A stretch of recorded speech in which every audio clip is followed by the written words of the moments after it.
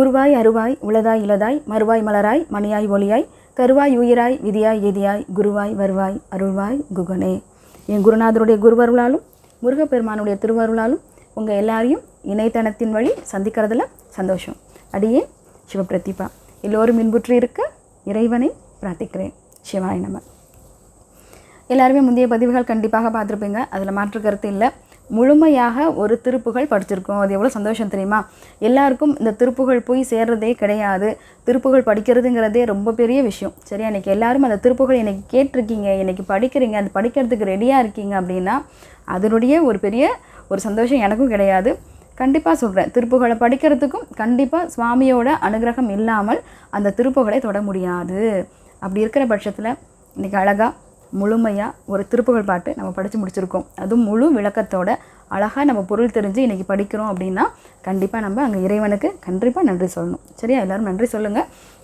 இன்றைக்கி அடுத்தது நம்ம பார்க்க போகிறது ஒரு அழகான பாடல். எனக்கு ரொம்ப பிடிச்ச பாடல் முத்தை தரு பாட்டு தான். அருணகிரிநாதர் சுவாமிகள் முதலாவதாக எழுதின அந்த முதல் பாடல் தான் பார்க்க போகிறோம். இன்னொரு வேண்டுகோளும் இங்கேயே நான் சொல்லிடுறேன். எல்லோரும் படிச்சிருக்கீங்க, கரெக்டு தான். படிக்கிறது மாத்திரம்தான் திருப்புகழ் இல்லை, இது ஒரு பாராயண பகுதி அல்ல அப்படிங்கிறதையும் நான் திருப்பியும் இங்கே நான் நினைவுபடுத்துகிறேன். இது திருப்புகழை பொறுத்த வரைக்கும் இது தியரி கிளாஸ் இல்லை, இது முழுக்க முழுக்க ப்ராக்டிக்கல் கிளாஸு தான். தியரி எவ்வளோ முக்கியமோ அதை விட ப்ராக்டிக்கல் நமக்கு கண்டிப்பாக முக்கியம். தியரியாக படித்து நிறைய விஷயங்கள் தெரிஞ்சுக்கிறது நம்ம நினைவில் நிறைய நேரம் இருக்கிறதில்ல. ஆனால் செய்முறையாக செஞ்ச விஷயங்கள் நமக்கு கண்டிப்பாக ஞாபகம் இருக்கும் இல்லையா? அதனால தான் திருப்ப சொல்கிறேன், திருப்புகழ் ஒரு பாராயண பகுதி இல்லை. இங்கே என்ன சொல்கிறோமோ, என்ன விஷயங்கள் கேட்குறீங்களோ, இங்கே என்ன விளக்கப்படுத்தும் போது உங்களுக்கான விஷயங்களாக வந்து சேருதோ அது முழுமையாக உங்கள் வாழ்க்கையில் நீங்கள் அப்ளை பண்ணால் ஒழிய திருப்புகளுடைய முழு அனுபவத்தை நம்மளால் பெற முடியாது. சரியா? அதனால் திருப்பவும் எல்லாருக்கும் கேட்குற வேண்டுகோள் தான், என்ன தெரிஞ்சுக்கிறோமோ அது கொஞ்சம் கொஞ்சமாக எல்லாத்தையும் ஒரே நாளில் முழுமையாக மாற்றிட முடியாது தான். ஆனால் சின்னதாக ஏதோ ஒரு விஷயத்தை நான் எனக்குள்ளே மாற்றிக்கிறேன், ஏதோ ஒரு விஷயத்தை எனக்கு சொல்லப்பட்ட விஷயத்தில் ஏதாவது ஒன்றை நான் செஞ்சு பார்க்குறேன் அப்படிங்கிற முயற்சி நம்ம கண்டிப்பாக செய்யும் போது சுவாமியோட அனுகிரகம், அவருடைய கருணை கண்டிப்பாக நமக்கு முழுமையாக கிடைக்கும். திருப்புகளை தொடுறோங்கும் போதே அவரோட கருணை கண்டிப்பாக நமக்கு இருக்குது, அதில் மாற்று கருத்து அல்ல. ஆனாலுமே அதை நமக்குள்ளே கொண்டு வரும்போது தான் அதனுடைய முழு அனுபவத்தை நம்மளால் கொண்டு வர முடியும், அனுபவிக்கவும் முடியும். சரியா? அதனால் எல்லோரும் திருப்பியும் சொல்கிறேன், கொஞ்சம் மனசில் வாங்கி அது உங்கள் லைஃப்பில் அவங்களுக்கு தகுந்த மாதிரி அதை அப்ளை பண்ணவும் பாருங்கள். இப்போ பாடலுக்கு போகலாமா? முதல் 6 வரிகளை படிக்கிறேன், அதன் பிறகாக வரிக்கு வரி நம்ம அதோடைய பொருளை பார்க்கலாம். முதல் 6 வரி பாருங்கள். முத்தை தரு பத்தி திருநகை அத்திக்கிரை சத்தி சரவண முத்திக்கொரு வித்து குருபரன் என போதும் அப்படின்னு முதல் 3 வரிகள். அடுத்த 3 வரிகள் முட்கட்பரமர்க்கு ஸ்ருதியின் முற்பட்டது கற்பித் இருவரும் 30 மூவர்க்கு அமரரும் அடிப்பேன அப்படின்னு இங்கே 6 வரிகளாக முடிச்சிருக்கிறார். இதுக்கு சந்தம் இருக்குது. ஒவ்வொரு பாட்டுக்குமே ஐயா சந்தம் சொல்லாமல் பாடுறதே கிடையாது. இதுக்கான சந்தம் பார்க்கலாமா? முடிஞ்சால் அதையும் எழுதி வச்சுக்கோங்க. தத்தத்தன தத்தத்தன தன தத்தத்தன தத்தத்தன தன தத்தத்தன தத்தத்தன தன தன தான. இந்த வார்த்தைகளோட, இந்த ஜதியோட இந்த வார்த்தைகளை கொண்டு போய் நிப்பாட்டிங்க அப்படின்னா கரெக்டாக இருக்கும். கரெக்டாக அப்படி இல்லாமல் ஐயா கொடுக்க மாட்டாங்க நமக்கு. ஏன்னா நமக்கு இந்த வார்த்தைகளை கொண்டு போய் கரெக்டாக அதில் பொறுத்துனீங்க அப்படின்னா நம்ம படிக்கிறதுக்கு நமக்கு எளிமையாக இருக்கும். முடிஞ்ச அந்த சந்தத்தை எழுதி வச்சுக்கோங்க. இல்லைனாலும் டிஸ்கிரிப்ஷனில் நான் உங்களுக்கு திருப்பவும் அதை சேர்த்து உங்களுக்கு நான் தரேன். சரியா? இப்போ விளக்கம் பார்க்கலாமா? முதல் வரி என்ன சொல்லியிருக்கார்? முத்தை தரு பத்தி திருநகை அப்படின்னு கொடுத்துருக்கார். பத்தி பல்வரிசை, திருநகை அழகாக ஒருத்தி சிரிச்சிட்ருக்கா அப்படின்னு சொல்கிறார். இங்கே யாரை சொல்கிறாருங்கிறத அடுத்த வரியில் ஒரு பொருள்படுத்தியிருப்பார். ஆனால் நான் இங்கேயே உங்களுக்கு சொல்லிடுறேன். இங்கே தேவயானை, தேவலோகத்தில் இருக்கக்கூடிய தேவயானை, இந்திரனின் மகளாக, இந்திரனுடைய வளர்ப்பு மகளாக வளர்க்கப்பட்ட தேவயானை சிரிச்சிட்ருக்கா அப்படின்னு இங்கே சுவாமி சொல்கிறார். ஏன் இப்படி சொன்னார் இவர்? சுவாமியோட அனுகிரகம் முழுசாக கிடைச்சது இல்லையா? அந்த ஞானத்தை கொண்டு இவரால் எங்கே நடக்கிற விஷயத்தையும் கண்கொண்டு பார்க்க முடிகிற ஒரு சக்தி அவருக்கு இருக்குது. அதனால தான் கண்ணுக்கு முன்னாடி பார்க்குற விஷயத்த நமக்கு அப்படியே இங்கே பொருள்படுத்தவும் ஆரம்பிக்கிறார். சரியா? இந்த பாட்டு முழுக்கவே முன்னாடி நடந்த விஷயங்களாக இருக்கும். ஆனால் அது ரொம்ப அழகாக நமக்கு தான் கண்ணுக்கு முன்னாடி பார்த்த விஷயங்களை ரொம்ப அழகாக பதிவு பண்ணியிருப்பார். இதையும் ஞாபகம் வச்சுக்கோங்க. இது பின்னாடி எழுதப்பட்ட பாட்டு. ஆனால் இதை எப்படி இவர் எழுதுகிறார், எப்படி இவரால் சொல்ல முடிஞ்சது அப்படின்னா அதை கண்ணுக்கு முன்னாடி கண்டிப்பாக அந்த சூழ்நிலையை அத்தனையும் பார்க்குறார். பார்த்து தான் நமக்கு இங்கே இந்த முதல் பாடலாக நமக்கு இங்கே கொடுத்துருக்கிறார். சரியா? இப்போ ஃபஸ்ட்டு முதல் வரி பாருங்கள். பத்தி திருநகை, அழகாக தன்னுடைய பல்வரிசை தெரியும்படியாக ஒருத்தர் சிரித்து கொண்டிருக்கிறாள். அவள் யார் அப்படின்னா தேவயானை. அதுக்கு முன்னாடி ஒரு வரி இருக்குது, முன்னாடி ஒரு வார்த்தை இருக்குது, முத்தை தரு அப்படின்னு ஒரு வார்த்தை இருக்குது இல்லையா? இப்போ அந்த முத்தை தரு பாருங்கள், தரு முத்தை தரு, கடலில் கிடைக்கக்கூடிய அந்த முத்துக்கள்னு சொல்கிறோம் இல்லையா? இங்கே ஐயா என்ன சொல்கிறாங்க, ஒருவேளை கடலில் கிடைக்க இனிமே இதன் பிறகாக முத்துக்கள் பிறந்தால், முத்துக்கள் கடலிலிருந்து பிறந்தால் அது எப்படி இருக்குமா? தேவயானியுடைய பற்கள் போல் இருக்குமா. இந்த பல் வரிசை எப்படி இருக்கோ, எவ்வளோ அழகாக இருக்கோ, அந்த பற்கள் போல் ரொம்ப அழகாக அந்த முத்துக்கள் உருவாகும்னு சொல்கிறார். ரொம்ப அழகாக, எவ்வளோ அழகாக பொருள்படுத்தியிருப்பாருங்க. இந்த முத்துக்கள் போல் அவரோட பற்கள் இல்லை, இந்த பற்கள் போல தான் இனிமேல் முத்துக்கள் வரும்னு அங்கே பொருள்படுத்துகிறார். சரியா? ரொம்ப அழகாக சிரிச்சிட்ருக்காருன்னு சொல்லிட்டார். ஏன் இங்கே முதல் வரியிலேயே இங்கே தேவயானியே சொல்லணும்? நம்ம யோசிச்சு பார்க்கணும் இல்லையா? ஒரு பொண்ணுக்கு தேவையானது என்னது? அந்த புன்னகை தான். அவள் ஒருத்தி அழகாக சிரிச்சிட்டு இருந்தாலே போதுமானது. நீங்கள் அவள்கிட்ட எல்லாமே இருக்கும், எல்லா செல்வங்களும், அஷ்ட செல்வங்களும் கண்டிப்பாக அவகிட்ட நிறைவாக இருக்கும். அந்த சிரிக்காமல் அவகிட்ட என்ன செல்வங்கள் இருந்தாலும் யாராவது அவருக்கு மரியாதை கொடுப்பாங்களா? எப்போவுமே கோபமாக இருந்தாங்களோ, இல்லை யாருக்கிட்டையுமே ஒரு கருணை இல்லாத ஒருத்தராக இருந்தாலோ, இல்லை எப்போவுமே ஒரு ஆணவத்தோட ஒரு கர்வத்தோடு பேசக்கூடிய ஒரு பொண்ணாக இருந்தால் எல்லாருக்கும் பிடிக்குமா? உங்களுக்கு கூட யாரு கூடயாவது அந்த மாதிரி ஒரு பார்க்கக்கூடிய ஒரு சந்தர்ப்பம் கிடச்சதுன்னா யோசிச்சு பாருங்கள். இல்லை அந்த மாதிரி இருக்கக்கூடிய ஒரு பெண்களோட உங்களுக்கான பழக்கங்கள் இருக்குது அப்படின்னா யோசிச்சு பாருங்கள். அப்படி இருக்கிறவங்க உங்களுக்கு பிடிச்சிருக்கா? அவங்க எவ்வளோ பெரிய ஸ்டேட்டஸில் இருக்கலாம், நல்ல ஒரு ஜாபில் இருக்கலாம், நல்ல வசதியாக இருக்கலாம், ஏதோ ஒன்று. அப்படி எந்த ஒரு உயரத்தில் இருந்தால் கூட அவங்க எப்போவுமே சிரிக்க மாட்டாங்க, எப்போவுமே சிடிச்சிட்டு தான் இருப்பாங்க, மூச்சு தூக்கிட்டே இருப்பாங்க, அவங்களோட வார்த்தைகள் ரொம்ப ஹார்ஷாக தான் இருக்கும் அப்படின்னா அவங்கள யாருக்குமே பெருசாக பிடிக்கவே பிடிக்காது. ஆனால் ரொம்ப எளிமையாக, ரொம்ப ரொம்ப ரொம்ப எளிமையாக இருக்கக்கூடிய ஒரு பொண்ணு எப்போவுமே சிரிச்சிட்டே இருக்கா அப்படின்னா அவங்கள பார்த்தோன்னே நமக்கு எப்படி இருக்கும்? ஒரு பாசிட்டிவ் வைப்பு சொல்கிறோம் இல்லையா? அவங்கள பார்த்தோன்னே, அப்போ அவங்களை பார்த்தோன்னே ஒரு சந்தோஷம் வருது அப்படி சொல்கிறோம்ல. அதுக்கு நகையோ ஆடம்பரமோ அலங்காரமோ தேவையே இல்லை, அழகாக சிரிச்சிட்டு இருந்தாலே போதும்னு சொல்கிறார். இங்கே ஏன் தேவயானி சொல்லணும் அப்படின்னா, எவ்வளவோ உயரத்தில் இருக்கக்கூடிய ஒரு பொண்ணு இல்லையா? ஒரு தேவலோகத்தில் இந்திரனுக்கு மகளாக வளர்க்கப்படக்கூடிய அந்த பொண்ணு, அவளுக்கு அந்த ஆணவம் இல்லை, அந்த கர்வம் இல்லை, செருக்கு இல்லை, எப்படி இருக்கா? கருணையோடு எப்போதும் சிரிச்சுக்கிட்டு யார் என்ன கேட்டாலும் அதுக்கு அழகாக பதில் சொல்லிட்டு அவள் இருக்காளாமா. ஒரு பொண்ணு இப்படி இருந்தாலே மகாலட்சுமி போல் இருக்கிறா அப்படின்னு நம்ம சொல்கிறோம் இல்லையா? இன்றைக்கி பெண்கள்னாலே மகாலட்சுமின்னு தான் சொல்கிறோம். வீட்டுக்கு ஒரு பெண் குழந்தை பிறந்தால் மகாலட்சுமி பிறந்திருக்கான்னு சொல்கிறோம் தானே? அது உண்மை தானே? ஏன் இப்போ மகாலட்சுமி நம்ம சொல்லணும்? அந்த அஷ்ட செல்வங்களும் மகாலட்சுமி கூட இருக்குது. அப்போது நம்ம வீடு நிறைவாக இருக்கணும், வீடு சந்தோஷமாக இருக்கணும், முக்கியமாக நிம்மதியாக இருக்கணும். எவ்வளவோ செல்வங்கள் இருக்கலாம், எவ்வளவோ உயர போகலாம், ஆனால் வீட்டில் நிம்மதி கண்டிப்பாக இருக்கணும்.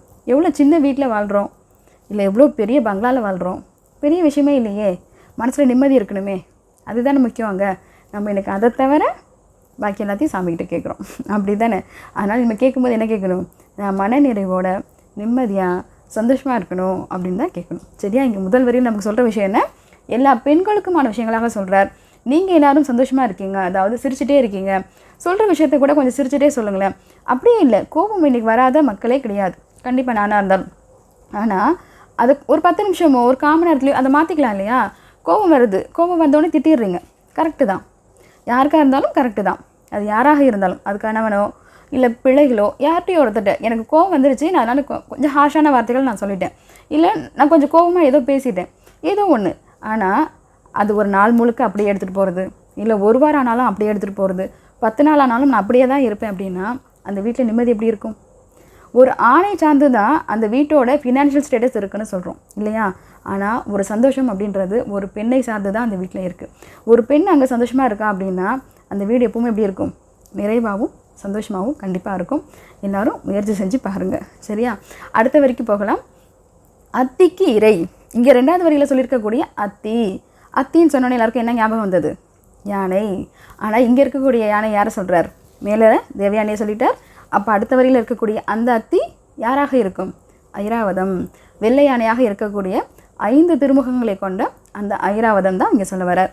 முதல் வரியில் இருக்கக்கூடிய அந்த தேவயானை, முத்தை தரு அழகாக சிரிச்சிட்டு இருக்கக்கூடிய அந்த தேவயானையும் அவளுக்கும் அடுத்த வரியில் இருக்கக்கூடிய அத்திக்கும், அதாவது ஐராவதத்துக்கும் இறைவனாக இருக்கக்கூடியவன் அப்படின்னு சொல்லிட்டு அடுத்த வரியும் பாருங்கள். சக்தி சரவணன், இவங்க 2 பேருக்கும் யார் தலைவனாக இருக்கிறாராமா? சக்தி சரவணன், சக்தி வேலை கையில் தாங்கி இருக்கக்கூடிய அந்த சரவணன் அவங்க 2 பேருக்கும் இறைவனாக இருக்கிறான் அப்படின்றத சொல்கிறாருங்க. சக்தி சரவண முக்திக்கு ஒரு வித்து. இங்கே கரெக்டாக புரிஞ்சுக்கோங்க. முக்திக்கு ஒரு வித்து. என்ன பொருள் இது? எனக்கு முக்தி வேணும், ஆமாம் தானே? கண்டிப்பாக வேணும்ல. எல்லாருக்கும் இன்னொரு பிறப்பு எடுக்கணும் அப்படின்னு ஆசை இருக்கா? எனக்கு நான் சந்தோஷமாக தாங்க இருக்கேன் இந்த லைஃப்பில், அதனால் எனக்கு இன்னொரு பிறப்பு எடுத்தால் நான் ரொம்ப சந்தோஷமாக இருப்பேன். யாராவது சொல்கிறீங்கன்னா கமெண்ட்ஸில் சொல்லுங்கள், கண்டிப்பாக சொல்லுங்கள். அப்படி எல்லாருக்கும் என்ன வேணும்? இன்னொரு எனக்கு பிறப்பு இல்லாத ஒரு வாழ்க்கை, மரணம் இல்லாத பெருவாழ்வு, இதுதான் எல்லோரும் வேணும்னு விருப்பப்படுறோம் இல்லையா? இங்கே என்ன சொல்லிட்டார்? நமக்கு எளிமையாக முதல் பாடலிலேயே அருணகிரிநாதர் அவர் அனுபவித்த முதல் விஷயத்தை நமக்கு சொல்லிட்டார். உனக்கு முக்தின்ற ஒரு விஷயம் வேணுமா? முக்தின்ற பழம் வேணுமா? நீ என்ன பண்ணணும்? முருகன் சொல்லக்கூடிய அந்த விதையை உன் மனசில் விதையாக விதைத்துக்கொள். அது என்ன ஆகும்? நாளாக நாளாக செடியாகி மரமாகி அதில் இருக்கக்கூடிய பூக்கள் பூத்து காய்கள் காய்ச்சி அது முழுமையாக ஒரு பழம்னு தரும்போது உனக்கு என்னங்கிற பழத்தை அது கொடுக்க போகுது? முக்தின்ற பழத்தை அது கண்டிப்பாக உனக்கு கொடுக்கும். முக்தின்றது உனக்கு வேணும்னு முடிவு பண்ண அப்படின்னா உனக்கு என்ன வேணும்? முருகன்ற வித்து விதையை உன்னுடைய மனதில் ஆழமாக பதித்துக்கொள் அப்படின்னு சொல்லிட்டார். அடுத்த வரையும் பாருங்கள். முக்திக்கு ஒரு வித்து குரு பரன் என ஓதும். அந்த முக்திக்கு அவனே விதையாக இருப்பான், அவனே அதுக்கு குருவாக இருக்கிறான், குருவுக்கும் குருவாக இருக்கிறான் அப்படின்னு கீழே ஒரு சிலர் சொல்கிறதாகவும் இங்கே நமக்கு சொல்கிறார். அதையும் பார்த்துட்டு அந்த முக்திக்கு நம்ம எப்படி இருக்கணுன்றதை நம்ம பார்க்கலாம். சரியா? இப்போ என்ன சொல்லியிருக்கார்? முக்திக்கு ஒரு வித்து. முக்தி நமக்கு வேணும்னா யாரை வித்தாக விதைக்கணும்? சக்தி சரவணனை, அதாவது கையில் சக்தி வேலை தாங்கியிருக்கக்கூடிய அந்த சரவணனை என்னுடைய மனதில் நான் எப்படி இருக்கணும்? விதையாக விதைத்தால் எனக்கு முக்தின்ற ஒரு விஷயம் கண்டிப்பாக உண்டு அப்படின்றத யாரெல்லாம் சொல்கிறாங்கன்னு பாருங்கள். குருபரன், அந்த முக்திக்கு அவன்தான் வித்து, அவனே குருபரன், அவனே குருவாக இருக்கக்கூடியன். அத்துணை பரமருக்கும் பரமாத்மாவுக்கும் குருவாக இருக்கக்கூடியவன் அவனே அப்படின்னு யாரெல்லாம் சொல்கிறாங்கன்னு பார்க்கலாமா? என ஓதும் அப்படின்னு சொல்லக்கூடியவர்கள் யாருன்னா கீழே பாருங்கள். முதல் வரி முட்கட் பரமர்க்கு, முக்கனையுடைய பரமன் யாருன்னு தெரிஞ்சுதா? கரெக்டு, சிவபெருமானை தான் இங்கே சொல்கிறார். முக்கட் பரமர்க்கு, முக்கண்ணை உடைய பரமனாக இருக்கக்கூடிய அந்த சிவபெருமான். அதுக்கப்புறம் அடுத்ததாக ஸ்ருதியின் முற்பட்டது, ஸ்ருதிக்கு முற்பட்டது, 4 வேதங்களுக்கும் முற்பட்டதுன்னு சொல்லக்கூடிய ஓமுன்ற பிரணவத்திற்கு பொருளை கொடுத்தவன் யார்? ஃபஸ்ட்டு சுவாமி கொடுத்தார் எல்லாருக்கும். அதுக்கப்புறம் அதை சுவாமிக்கு யார் சொன்னா? அந்த சிவபெருமானுக்கே யார் சொன்னா? முருகப்பெருமான் திருப்பி சொல்லி கொடுத்தான் இல்லையா? அதுதான் சொல்கிறார். இப்படிலாம் இருக்கக்கூடிய குருவுக்கும் குருவாக இருக்கக்கூடியவன் அவனே அப்படின்னு நீங்கள் முதல் வார்த்தையில் யாரை சொல்லிட்டார்? சிவபெருமானை சொல்கிறார். ஏன்னா ஸ்ருதிகள் இன்றைக்கி நம்ம அந்த வேதத்தையும் ஆகமத்தையும் அடிப்படையாக கொண்டு தான் இன்றைக்கி நம்மளுடைய அத்தனை செய்முறைகளுமே இருக்குது இல்லையா? ஆனால் இப்போ இங்கே என்ன சொல்கிறார்? அதுக்கு முற்பட்டதாக, இந்த வேதங்களுக்கு முற்பட்டதாக இருக்கக்கூடியது என்ன அப்படின்னா ஓமுன்ற அந்த பிரணவ மந்திரம். ஓமுன்ற ஒளி தான் முதலாவதாக வந்தது. ஐயா கையில் இருக்கக்கூடிய, அதாவது சுவாமி சிவபெருமான் கையில் இருக்கக்கூடிய உடுக்கை இருக்குது இல்லையா? அந்த இன்றைக்கி எல்லார் கையிலும் திரிசூலம் பார்க்குறோம், ஆனால் உடுக்கையோடு இருக்கக்கூடிய அந்த திரிசூலம் அப்படிங்கிறது சுவாமி கையில் மாத்திரம்தான் இருக்குது. அந்த உடுக்கையில் இருக்கக்கூடிய ஒளியை எழுப்பி தான் அவர் ஒவ்வொரு விஷயமாக ஆரம்பித்தார். படைப்பு தொழில்ங்கிறத அவர் ஆரம்பிக்கிறார். அதில் முதல்ல அந்த மந்திரம் என்ன வந்தது, அதாவது முதல் ஒளி என்ன வந்தது அப்படின்னா முதல்ல ஓமுன்ற ஒளி தான் வந்தது. அந்த ஓமுன்ற ஒளியிலேருந்து அடுத்த 51 ஒளிகள் வந்ததாகவும் அதன் பிறகாக ஒன்றொன்றாக உருவாக்கப்பட்டது அப்படின்றது தான் நமக்கு ஆகமங்கள் சொல்லிக் கொடுக்கறதாக இருக்குது. அப்போது ஓமுங்கிறது எப்போ வந்தது? இந்த 4 வேதங்களுக்கு முன்னதாகவே வந்துருச்சு. ஆனால் அதுக்கான முழு பொருள் யாருக்கு தெரியும்? சுவாமிக்கு தெரியும். சுவாமி தான் மற்ற எல்லாருக்கும் அங்கே அவர் சொல்லிக் கொடுக்குறார். ஆனால் இங்கே என்ன பண்ணார்? சிவபெருமானுக்கு முருகன் என்ன பண்ணார்? அதே ஓமுக்கான அந்த பிரணவத்திற்கான பொருளை அங்கே அழகாக விளக்கப்படுத்தினார் இல்லையா? இப்போ அவரும் ஆமான்னு சொல்கிறாராம், என்னுடைய குழந்தை தான், ஆனால் அவன் என்ன பண்ணுவான்? கண்டிப்பாக உங்களுக்கு முக்தியே கொடுத்துருவான். நீ அது யோசனையே உனக்கு வேணாம், நானும் அதை ஆமான்னு சொல்கிறேன், கண்டிப்பாக சொல்கிறேன். அவனை விதைத்தாலே போதுமானது, முருகன் கண்டிப்பாக உங்களுக்கு முக்தியை கொடுப்பான் அப்படிங்கிறத இங்கே அவர் ரொம்ப தீர்க்கமாக சொல்கிறார். முட்கட் பரமர்க்கு ஸ்ருதியின் முற்பட்டது கற்பித்து, அவருக்கு மாத்திரம் இல்லை, யாருக்கெல்லாம் கற்பித்தாராமா? இன்னும் 2 பேருக்கும் கற்பித்தார் அப்படின்னு சொல்கிறார். ஸ்ருதியின் முற்பட்டது கற்பித்து இருவருக்குன்னு சொல்கிறார். இந்த இருவர் யார்? முப்பெரும் தெய்வங்கள்னு சொல்லக்கூடிய அடுத்த 2 பேர், விஷ்ணுவும் பிரம்மனும். ஃபஸ்ட்டு சுவாமியை சொல்லிட்டார், சிவபெருமான் ஆமான்னு சொல்கிறாராம். ஆமாம், என் குழந்தை கண்டிப்பாக உங்களுக்கு முக்தியை கொடுப்பான்னு சொன்னார். அடுத்தது யாரை சொல்கிறார்? அடுத்த 2 பேரும் ஆமான்னு சொல்கிறாங்களாம். அந்த 2 பேர் யார்? விஷ்ணுவும் பிரம்மனும் ஆமாம் முருகனையே விதையாக விதைத்துக்கொள் அப்படின்னு சொல்லிட்டாங்க. அடுத்தது யாரெல்லாம் சொல்கிறாங்கன்னு பார்க்கலாம். 30 மூவர்க்கு அமரரும் அடிப்பேன. 30 முக்கோடி தேவர்களும் அமரர்கள் தேவர்களும் ஆமாம் அவனை விதைத்தாலே போதுமானது, அத்துணையும் அவனே கொடுத்துருவான், முக்கியமாக முக்தின்ற ஒரு விஷயத்தை கண்டிப்பாக கொடுத்துருவான் அப்படின்னு சொல்லி இங்கே நிறைவு பண்ணுறாரு. அமரரும் அடிப்பேன, இத்தனை பேர்களும் இத்தனை பேர் என்ன பண்ணுறாங்களாம்? ஆமான்னு சொல்லி அவனுடைய திருவடியை வணங்குகிறார்கள் அப்படின்னு சொல்லி இந்த பாடலை இங்கே நிறைவு பண்ணியிருக்கார். யோசிச்சு பாருங்கள், எவ்வளோ எளிமையான ஒரு வழியை அவருடைய முதல் பாட்டிலே நமக்கு சொல்லிட்டு போயிருக்கார். இது எளிமை தானே? முருகனை நினைக்கிறது ரொம்ப பெரிய விஷயமா?